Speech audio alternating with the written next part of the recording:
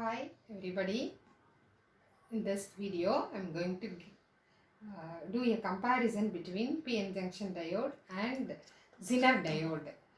I am Dr. G. Tenmari, working as professor in the Department of Electrical and Electronics Engineering in Amit University, Kanatur, Chennai. Actually, we all know about the PN junction diode. This is the basic device which we learn as a beginning electronics engineer. What is a PN junction diode? The PN junction diode can be constructed by using P-type and N-type semiconductors faceted together. The structure of the PN junction diode is shown in the slide. We have P-type semiconductor in one side and N-type semiconductor slice in the other side. They both are faceted together. After they faceted together, what will happen is, see, in the P-type semiconductor we have excess holes compared to electrons. This N-type semiconductor will have excess number of electrons compared to the holes. This we all know. Actually, this P-type and N-type semiconductors are made from intrinsic semiconductor. This is the pure form of semiconductor. Okay, in the P-type semiconductor, how we get is, in the intrinsic semiconductor, by adding trivalent and pentavalent impurity, we are able to get N-type and P-type semiconductor. While we fasten it together, there is a junction between P and N-type semiconductor. See, in this junction, what happens is, you have a positive potential in one side and negative potential in the other side. So, initially, what will happen is, that excess free electrons in the P-type will have a tendency to move towards the N-type, and the excess electrons in the N-type will have a tendency to move towards the P-type. So they both will get recombined in the middle part, and they will form a barrier in the middle. Okay, that barrier potential is called as barrier, or we will have a recombination part, and in one side we will have positive and another side we have a negative potential that forms an electric potential. That is also called as barrier potential. So the symbol for the PN junction diode is this one. In the P side, positive side is called as anode and the negative side is called as cathode. The anode is here marked as a triangle, and the cathode is a vertical line. So this is positive and this one is negative. So in the PN junction diode, actually what are all the parts we have is anode, cathode, and in the structure what we have is P-type semiconductor slice in one side and N-type semiconductor slice the other side, and in between we have a depletion layer. See, my title is the comparison between PN junction diode and zener diode. We must have a good enough knowledge about the depletion layer, because this gives us the difference of working between PN junction diode and the zener diode. See, in PN junction diode, we are using lightly doped materials. Actually, what I told is the pure form of intrinsic semiconductor, semiconductor is called as intrinsic semiconductors. Okay, we dope impure materials to get the P-type and N-type semiconductor. While we are adding impurity part, we can add more, like in the cloth will be there in white, as a white cloth initially. In that, what we do is, in the white cloth we dip into the color, in order to get the colored material. Like the same here also, with the intrinsic semiconductor we add impurities to get the extrinsic semiconductors called as p-type and n-type semiconductors. So while we add impurities, if it is, that is called as doping. If doping is light, means that is in the color also we have dark color, light color, like that. The doping also can be lightly doped and heavily doped. The lightly p-n junction diode, we use lightly doped extrinsic semiconductors. If lightly doped extrinsic semiconductors are used, the thickness of the depletion layer width will be very less. More. It is more. If the thickness of the depletion layer is widened, it could be used as p-n junction diode. When it is widened, when both p and n are lightly doped, we can get wider depletion layer. Then it can be used as p-n junction diode. The next one is the p-n junction diode can be used with three different biasings. First one is zero biasing, second one is forward biasing, and third one is reverse biasing. With all the three biasing, if we know how it operates, then only the characteristics of the p-n junction diode can be better understood. After that only we are able to understand the operation of the zener diode. For comparative purpose, it will be useful for us. That's why I am initially starting with the operation of the p-n junction diode with three different biasing conditions. The first condition I told is zero biasing. Zero biasing means I am not connecting any source to the p and n type terminals. See, it is shown here, okay.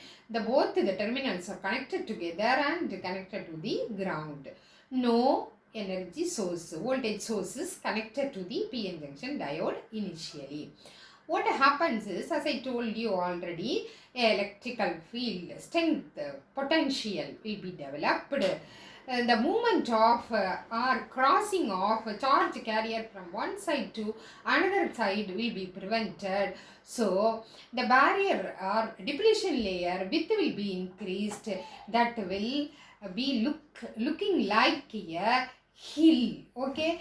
So if the charge carrier want to move from one side to another side, the barrier potential developed will act like a hill. If they wanted to cross, they have to cross over the hill and go to the other side. To overcome it, it requires some voltage. The voltage can be given in two different ways. The voltage source can be connected in two different ways. The two different ways of connecting voltage sources, forward biasing and reverse biasing. Connecting the voltage is called as biasing. Okay, while we are not giving any voltage, it is called as what? Zero bias. At that condition, what is the its own resistance connected in series with the diode. So in the circuit, you have a diode and its internal resistance connected together. That's all there in your circuit when it is zero biasing. At zero biasing, what happens? The thickness of the depletion layer get enlarged and a barrier potential is developed. What is the range of the barrier potential? 0.3 volts to 0.7 volts. It is 0.3 volts for silicon and for 0.7 volts for germanium. If the voltage we applies crosses this barrier potential, then only you can make the p-n junction diode to conduct. See, the next biasing is forward biasing. The forward biasing, how we connect, we will see. It is given in the diagram. See, this is p-type semiconductor. The circle, red color circle, filled red color circles are called are electrons, and the unfilled red color circles are holes. In the p side, we have more unfilled circles we have. So more holes are there in the p-type side, p-type semiconductor side.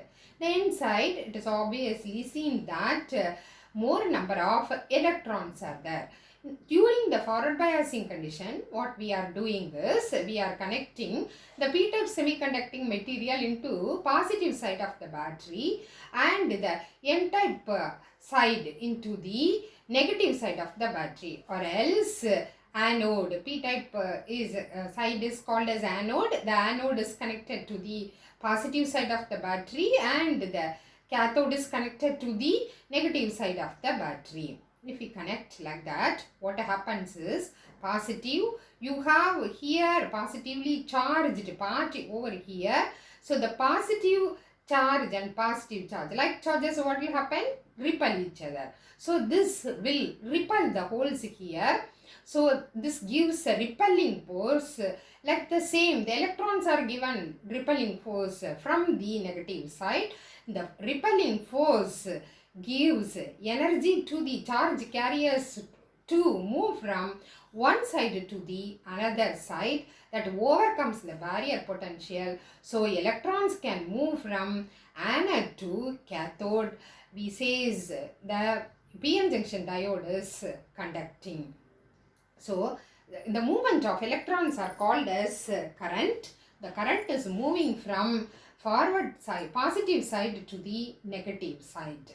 So if we connect a AC supply, then also only when positive supply is given, during the positive supply is given, the diode will work. During the negative supply is applied, the diode cannot conduct. That's why during the positive cycle of the AC, the diode is conducting, and during the negative supply of the AC, the diode is not conducting, only we are getting the positive supply alone. That process is called as rectification. So we are now able to understand that the PN junction diode can better work as a rectifier. Next one is reverse bias condition. What is reverse bias condition? During the reverse bias condition, what we are doing is we are connecting the P or anode to the positive side of the negative side of the battery, and cathode or n-type semiconductor to the positive side of the battery. We can say very easily that it is quite easy to understand that the excess holes here will be attracted by the negative battery side, and the excess electrons here will be attracted by the positive side. So no movement of charge carriers from anode to cathode. Instead of that, they move away from the junction. So what will happen? The depletion layer will get widened. The barrier potential will be more, so it will not conduct. So we can say during the reverse bias condition, no conduction will not happen. This is the VI characteristic of PN junction diode. As I told you already, see, the x-axis shows the voltage and the y-axis shows the current. Then the first quadrant shows you the forward bias characteristics, and the third quadrant shows you the reverse bias operation of the PN junction diode. See what happens. You see, initially your thickness of the depletion layer is more. You are applying some voltage, only very leakage, small leakage current will be there. So this, after some time, what happens? The charge carriers can move through the or jump over the depletion layer. I told, or the barrier potential. Once the barrier potential is overcome, what happens? If you go on increase the voltage, the current also will go on increase. There is a linear variation between voltage and current. That's what we are saying during the forward bias condition. Your PN junction diode is conducting. But what I told is, during the reverse bias condition, the electrons will be attracted towards the positive terminal and holes will be attracted towards the negative terminal. So there will not be any conduction, I told. But some other mechanism happens here. What is the mechanism happens here? I'll tell you. For that, you should have the knowledge about the valence band and conduction band and all. In the semiconductor, the valence band, the outermost orbit is called as the valence band. In the valence band, we will have 4 electrons in the intrinsic semiconductor. That will be moved to what? Conduction band. Only then you can say conduction is taking place. But what will happen if 4 electrons are there? That will always have a tendency to get 4 more electrons. But in a p-type semiconductor, we will have 5 electrons. In a n-type semiconductor, we will have 5 electrons in the valence band. The excess 5 electrons, the 5th electron will have a tendency to break the valence band and it will be let free. The free electron will have a tendency to liberate the electrons from the valence band. It is like in the pomegranate, if you cut, the seeds can be liberated out or removed out with the help of sharp edges. Like the same, the electrons will remove the electrons from the covalent band. So we will get more free electrons by breaking the covalent band. The enormous electrons we obtained by breaking the covalent band gives rise to more current. Movement of electrons is called as current. What happens? The covalent bonds are broken. Due to that, we have enormous electrons. That electrons constitutes current now. But here, you are not increasing the voltage at all. Your voltage is constant. Okay.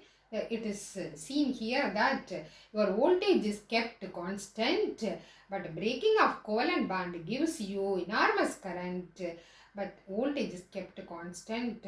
If you wanted to have a constant voltage, you have to go for working of PN junction in the breakover voltage will give you a constant voltage across the PN junction diode. So, if voltage is constant, you can say that the particular device is working as a voltage regulator. What I told you already, during the PN junction diode in forward bias, it can rectify the alternating voltage into constant DC voltage, I told. So it can better work as a rectifier. Here, what happens is at constant voltage, it is giving enormous current. The current is going on increasing, but the voltage is constant. It is automatically happens. So, it can work as a regulator. So, PN junction diode in forward bias condition can work as a, we can say, rectifier, and in the reverse bias condition, it can work as a regulator. Okay, PN junction diode. But in order to work as a regulator, it must have a broader depletion layer. When broader depletion layer we can have, I already told you, when you have lightly doped semiconductor materials. Where you have lightly doped semiconductor material? In PN junction diode. But for this to happen, breakout to happen, we would like to have a thinner depletion layer. If you wanted to have a thinner depletion layer, your P-type and N-type semiconductor must be heavily doped. Okay, that's what the specialty of the zener diode. The next slide we are going to see is zener diode. I already told you what is the specialty of the zener diode. The zener diode is also a PN junction diode. It is a twin of a PN junction diode. Okay, they both are twins. But PN junction diode is made up of lightly doped materials. The zener diode is made up of heavily doped materials. When you have heavily doped materials, what happens? You see, you have a thinner depletion layer. So, during thinner depletion layer, you will have the characteristics of the Zener diode resembles the PN junction diode, but what will happen is if you increase the voltage beyond certain level, it will get breakdown. So it will not give a satisfactory operation during the forward bias condition. Instead of that, it can give very good operation during the reverse bias condition. See, what are all the specialities of Zener diode? We will see first. It is a special type of diode which operates in the breakdown region. Next thing is it allows the current to flow both in the forward as well as in the reverse direction when the Zener voltage is reached. The Zener diode is made by heavily doped P-type and N-type material compared to the PN junction diode. After that, see how it works, the phenomenon of Zener breakdown. That also I already explained. During the reverse bias condition, what happens? It is not depending on the voltage applied or biasing applied. Instead of that, breaking down of valence bands are happening. Because of that, you are getting more free electrons. That free electrons constitutes currents. So it gives Zener breakdown. So during the Zener breakdown, the voltage is kept constant and current goes on increasing. So it can give you always constant voltage. So it could be working as a good as a voltage regulator. So same constructions, only a simple difference. One is heavily doped and another one is lightly doped. Working as lightly doped junction diode is working as a rectifier, and heavily doped diode is working as a regulator. That's what the major difference you have here. See, this characteristics also we have seen. The next thing is I am going to compare both PN junction diode and Zener diode. The semiconductor which conduct PN junction diode conducts only in the direction, only in the positive direction. But the Zener diode, the Zener is mostly made up of silicon. Zener diode which has optimized operation during the breakdown region, which is in the reverse bias condition. The next one is the reverse current flow through the diode. The reverse current flow through the diode damage the PN junction diode. The Zener diode allows the current to pass through both the direction. The third point of comparison is the doping level of the PN junction diode is low as compared to Zener diode. Hence, the width of the depletion layer is broad. But in the Zener diode, the doping level of Zener diode is high as compared to the PN junction diode. Hence, the width of the depletion layer is thin. This is the major thing plays a role for PN junction diode to function as a rectifier and Zener diode to work as a regulator. The breakdown in PN junction diode occurs at high voltage level. In Zener diode, it occurs at low voltage levels. The PN junction diode obeys Ohm's law. In the characteristic of forward bias characteristic of, I have shown you in that what happens when the voltage is increased, current is going on increasing. But Ohm's law says V is directly proportional to I. So if you increase V, current is also increasing. But what happens in Zener diode, we have seen in the reverse bias condition. Even if you are not increasing the voltage, what happens? Your current is increasing. It is going on increasing at constant level. So it will not obey the Ohm's law. It is not obeying the Ohm's law. The PN junction diode is mainly used for rectification. The Zener diode is mainly used for voltage regulation. The PN junction diode is lightly doped and having large depletion layer, which is only eliminated by forward biasing. And the zener diode is heavily doped and has a thin depletion layer, makes the conduction easy even in low biasing. So we have seen so far about the two twins, PN junction diode and zener diode. Both construction wise both are of same, but we have lightly doped and heavily doped materials. We are using semiconductor materials we are using for the manufacturing of PN junction diode and zener diodes. So we have two different functionalities and two different applications we are able to achieve. Thank you very much for listening to the video. Thank you very much.